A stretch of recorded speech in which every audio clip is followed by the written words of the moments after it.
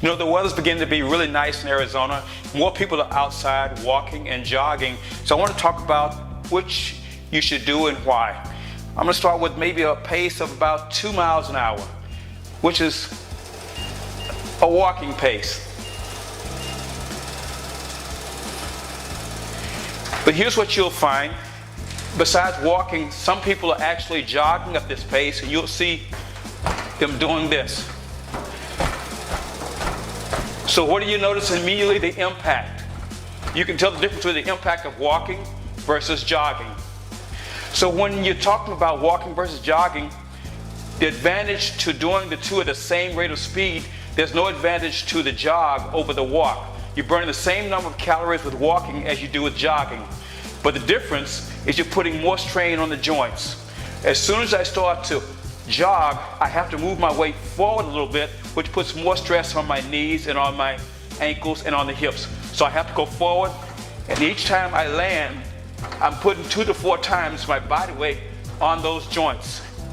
You'll tire more easily because the joints tend to tire before the muscles tend to exhaust themselves. So if you have a pace of about 2 miles an hour, that is a walking pace. Let's increase a little bit. This seems good, right? You see people jogging at this pace. When I see people jogging at this pace, very much the same thing. If you can walk at that pace, do a brisk walk.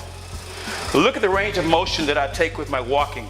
My strides are long, which means I'm contracting more the hamstrings, the glutes, involving more of the body. A little bit more dynamic with walking. When I start jogging, my range of motion decreases. And again, listen to the pounding, the impact. Let's increase to 4 miles an hour. 4 miles an hour, still a brisk walk. You don't generally see people walking this fast in the neighborhood, but this is a walking pace.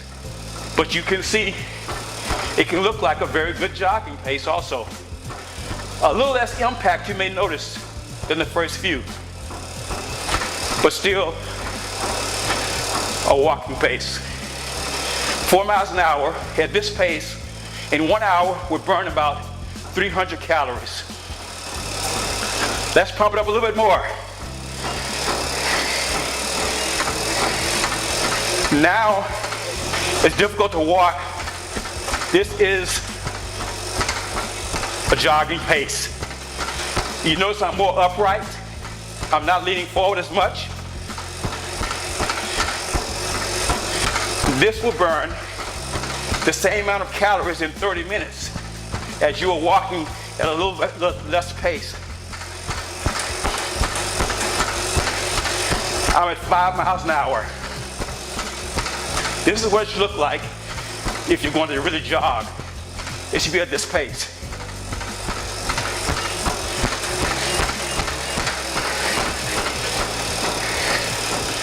4 miles an hour. I'll have to walk for 1 hour at this pace at 4 miles an hour as if I had to jog at 5 to 6 miles an hour. Now, let's review the difference between the jog and the walk. If you can walk at a certain pace, walk. There's less stress on the joints, the knee joints, the ankle joints, and the hip joints. If it gets to the point where you can no longer maintain that brisk walk, then jog.